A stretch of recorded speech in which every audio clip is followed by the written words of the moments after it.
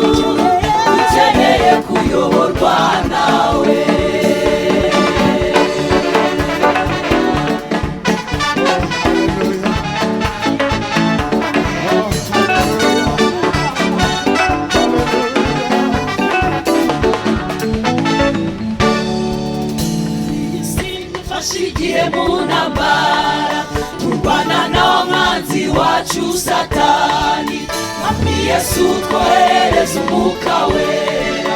adushoboze guhangana na Satani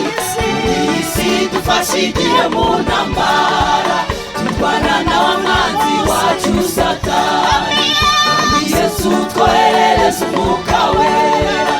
adushoboze guhangana na Satani isi dufashe igihe mu ntambara n'abanzi wacu Satani Yesu twohereza umwuka wera adushoboze guhangana na Satani yasajya gusubira mu ijuru